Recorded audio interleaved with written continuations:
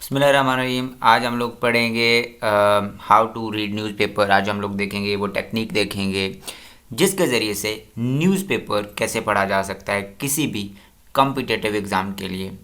तो अगर आपको ये वीडियो अच्छी लगे तो आप वीडियो को लाइक भी कर सकते हैं और चैनल को सब्सक्राइब भी कर सकते हैं और वीडियो को शेयर भी कर सकते हैं। तो सबसे पहले जब आप न्यूज़पेपर खोलते हैं तो न्यूज़पेपर के जो टॉप स्टोरीज़ होती हैं, जो हेडलाइंस होती हैं, आपको उन्हें पढ़ना होता है। वो हेडलाइंस आपको बताती हैं कि करंट में क्या चल रहा है, करंट अफेयर्स में क्या चल रहा है, आजकल क्या क्या चीज़ें हो रही हैं। और कभी कभी कोई हेडलाइन जो होती है वो काफ़ी दिन चलती है अगर वो ज़्यादा इम्पोर्टेंट हो, और कभी कभी अगर कोई हादसा हो जाए तो वो 1 से 2 दिन चलती है। तो आपने क्या करना है, सबसे पहले take an overview of top stories. आपने टॉप स्टोरीज़ का ओवरव्यू लेना है, उससे आपको पता चल जाएगा कि अभी अभी क्या हो रहा है। तो देखिए, जब हम न्यूज़पेपर ऑनलाइन खोलते हैं तो हमें ये पेज दिखाई देता है, ये एक्सप्रेस ट्रिब्यून है।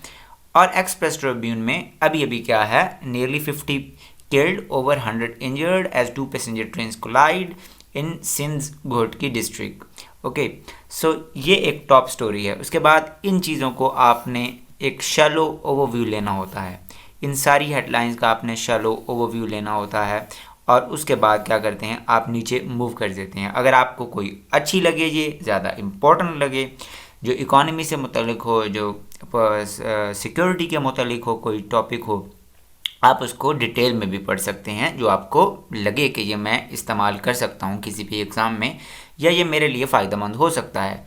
नहीं तो अक्सर ये होता है कि इसकी आप सिर्फ क्या करते हो, आप इनका ओवरव्यू लेते हो कि ये चल रहा है।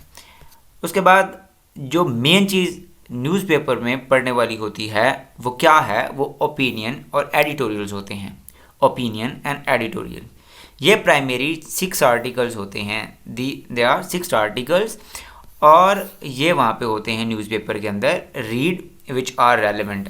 आप क्या कर सकते हैं, उन 6 में जो रेलिवेंट हैं, जो आपको लगे कि ये ज़्यादा इम्पॉर्टेंट हैं और ये सिलेबस के इन अकॉर्डेंस हैं, आप क्या कर सकते हैं, उन आर्टिकल्स को पढ़ सकते हैं। या फिर अगर आपको पढ़ना अच्छा लगता है तो आप 6 के 6 आर्टिकल्स भी क्या कर सकते हैं, आप पढ़ सकते हैं। फिर जो पॉलिटिकल आर्टिकल्स होते हैं, जिनके अंदर नाम होते हैं, या जो पॉलिटिकल स्ट्रेटजीम्स होती हैं, जो डिफरेंट पार्टीज़ पावर को गेन करने के लिए करती हैं, वो आपके लिए इररेलेवेंट होती हैं, वो आपने नहीं पढ़नी होती। क्योंकि आप इन एग्ज़ाम्स के अंदर प्राइमरीली नाम लेके पॉलिटिकल पार्टीज़ की जो एक दूसरे के साथ मैनूवरिंग है उसको कोट करने से परहेज़ करते हैं। तो जो पॉलिटिकल आर्टिकल्स होते हैं वो आपके लिए फ़ायदेमंद नहीं होते, जैसे कोई धरना है, ये चीज़ है, वो चीज़ है, या फिर ऐसी चीज़ें जो फ़ायदा नहीं देती, जो सियासत होती हैं, जो बयानबाजी होती है, उनको आप नहीं पढ़ते। You will not be able to understand if your basics are weak. याद रहे कि न्यूज़पेपर के अंदर जो ये एडिटोरियल्स हैं, आप इनको समझ नहीं पाओगे अगर आपकी जो बेसिक्स हैं वो कमज़ोर हैं। फॉर एग्ज़ाम्पल, किसी आदमी को पाकिस्तान की जो इकॉनमी है उसकी हिस्ट्री का नहीं पता, या फिर उसको ओवरव्यू नहीं है, उसने कोई आर्टिकल नहीं पढ़ा हुआ, जो बेस है वो नहीं पढ़ी हुई, तो उसको कैसे पता चलेगा कि गवर्नमेंट ने जो जीएसटी बढ़ाया है, इस जीएसटी के बढ़ाने से क्या होगा, इन्फ्लेशन बढ़ेगा या नहीं बढ़ेगा, उसको नहीं पता चलेंगे ये कनेक्शंस। तो आपके पास प्राइमरीली न्यूज़पेपर को समझने के लिए पॉलिटिक्स की जो बेसिक्स, उसके साथ साथ इकॉनमी की बेसिक्स, उसके साथ सोशल बेसिक्स, सोशियोलॉजी की बेसिक्स होनी चाहिए। उसके साथ साथ आपके पास साइकोलॉजी की भी बेसिक्स भी अगर आप लेना चाहें, और उसके बाद जेंडर स्टडीज़ की लेना चाहें तो वो ज़्यादा इंपॉर्टेंट है। और इंटरनेशनल जो रिलेशंस है इसकी बेसिक्स भी आपके पास होनी ज़रूरी हैं, वगरना आपको नहीं पता चलेगा कि कोल्ड वॉर क्या थी। इंटरनेशनल हिस्ट्री आपको नहीं पता कोल्ड वॉर क्या थी, तो आप कैसे समझ पाओगे कि ये न्यू कोल्ड वॉर क्या है, न्यू कोल्ड वॉर क्यों कहा जाता है। चाइना और जो अमेरिका की अभी जो एक दूसरे के साथ एक जंग सी चल रही है, कोल्ड जंग चल रही है, जिसे ट्रेड वॉर है उनके दरमियान, और उसके बाद वो एक BRI चलाता है तो दूसरा उसके मुखालिफ एक और चाल चल देता है, और उनकी टेक कंपनियों का मुकाबला। ये क्यों है, इसको न्यू कोल्ड वॉर क्यों कहते हैं? अगर आपको हिस्ट्री का नहीं पता होगा, आपने इंटरनेशनल रिलेशंस नहीं पढ़ा, तो आप इसको नहीं समझ सकते। तो आपको बेसिक्स आपकी मजबूत होनी चाहिए न्यूज़पेपर को एडिटोरियल्स को समझने के लिए, पॉलिटिक्स की, फिर इकॉनमी की, फॉर एग्जांपल जीडीपी क्या है, जीएनपी क्या है, एक्सपोर्ट और इंपोर्ट का जो नेगेटिव करके अगर वो नेगेटिव में जवाब आए तो उसको कहते हैं करंट अकाउंट डेफिसिट हो गया हमारे यहाँ। और सोशियोलॉजी, कितनी अनएम्प्लॉयमेंट है, पोवैरिटी है, उसके क्या क्या फैक्टर्स हैं, मीडिया की फ्रीडम क्या होती है, इन सब कंसेप्ट के बारे में आपको पता होना चाहिए। अब हम न्यूज़पेपर जब खोलेंगे तो ये वाला हमें कैसा पेज दिखाई देगा, आइए देखते हैं। तो let's have a cursory glance, I एक शैलो ओवरव्यू लेते हैं इसका भी।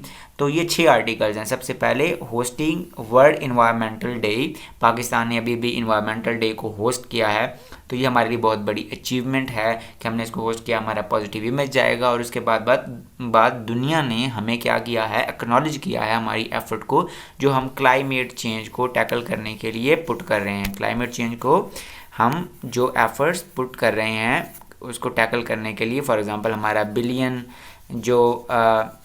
बिलियन ट्री प्रोजेक्ट है उसको लॉन्च किया जा रहा है वर्ल्ड वाइड।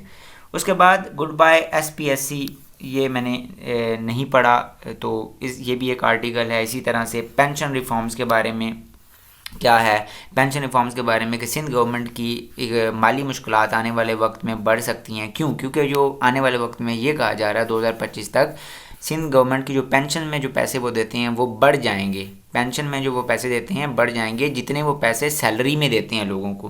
तो जब पेंशन के पैसे बढ़ते जाएंगे, ये सैलरी वाले भी रिटायर हो जाएंगे, तो एक वक्त ऐसा आएगा कि ये पेंशन के जो बजट है, यानी जिसको एलोकेट करना है पेंशन देने के लिए जो पैसे एलोकेट करने हैं, ये बहुत ज़्यादा हो जाएंगे और जिससे सिंध गवर्नमेंट को मुश्किलात हो जाएंगी, उनको और टैक्सेस इकट्ठे करने पड़ेंगे। क्योंकि गवर्नमेंट कोई जादू की छड़ी तो नहीं होती, गवर्नमेंट भी पैसे इकट्ठे करती है, फिर उसका बेस्ट यूज़ करती है, यूटिलाइज़ करती है उनको, ताकि ज़्यादा से ज़्यादा बेनिफिट हो। नॉइज़ इन आवर इंटरप्रिटेशन, ये भी एक आर्टिकल है, ये भी आप पढ़ सकते हैं अगर आपको रेलिवेंट लगे। और ये इकॉनमी के रिलेटेड बहुत रेलिवेंट है, जैसे small and medium enterprises potential for raising GDP growth. GDP growth को जो है वो इम्प्रूव करने के लिए एसएमई का क्या रोल होता है, तो इसमें ये लिखा हुआ है। इसी तरह से मैंने पहले कहा कि अगर आपको जीडीपी की नई डेफिनेशन आती होगी, या स्मॉल एंड मीडियम इंटरप्राइजेस क्या होती हैं और लार्ज स्केल इंटरप्राइजेस क्या होती हैं, तो आप इन चीज़ों को समझ नहीं सकते। फिर उसके बाद कश्मीर की इनकंसिस्टेंट पॉलिसी, इसके ऊपर आर्टिकल है कि हम एक पॉलिसी कश्मीर पे फॉलो नहीं करते। कभी हम कहते हैं हम डायलॉग के साथ सॉल्व करेंगे, कभी हम कहते हैं कि हम सिर्फ रेजोल्यूशन के ज़रिए से सॉल्व करेंगे। तो हमारा कोई एक पॉलिसी नहीं है, स्टांस हमारे डिफरेंट होते हैं, तो ये इनकंसिस्टेंट चीज़ है।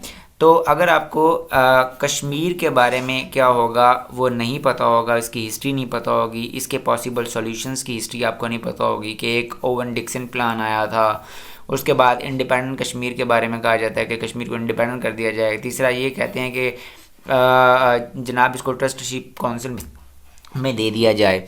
तो अगर आपको हिस्ट्री नहीं पता होगी तो आप ये भी नहीं समझ सकते। तो आपको ओपिनियन जो है वो उसको पढ़ना ज़रूरी है, जो रेलेवेंट हो आप उनको पढ़ें और उसके नोट्स बनाएं, और उसको उसके अंदर जो स्टैटिस्टिक्स हों उनको अपने जो दस्ता है उस पर नोट कर सकते हैं।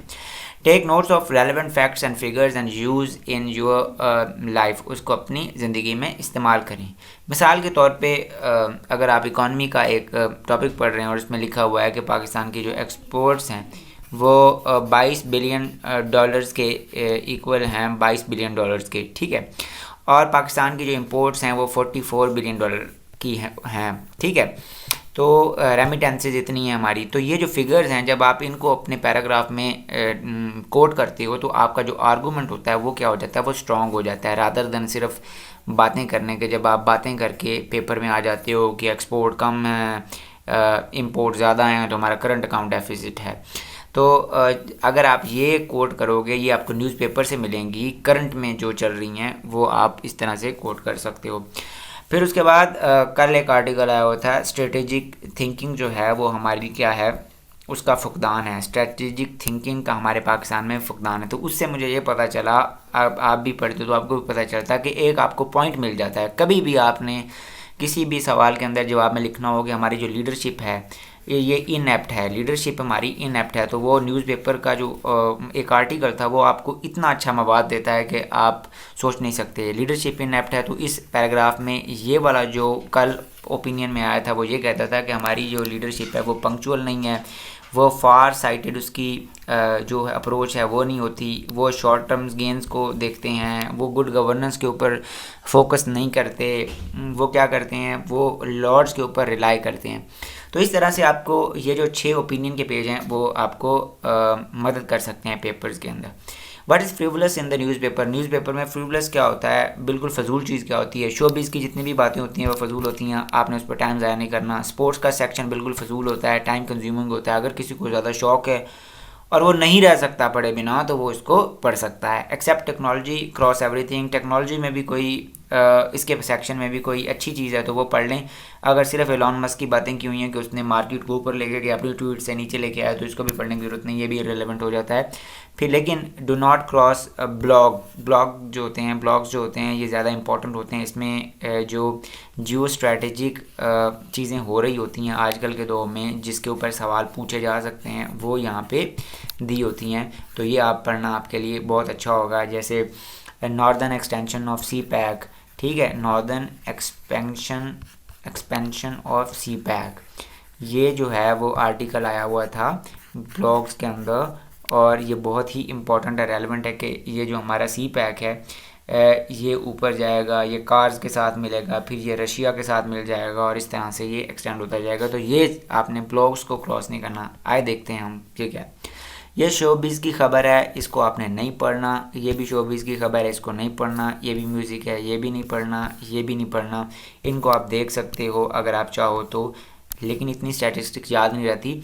ज़्यादातर स्टैटिस्टिक्स जो दी गई हों ओपिनियन के अंदर आप वही पढ़ सकते हैं, उनको अपने नोट्स में लिख सकते हैं।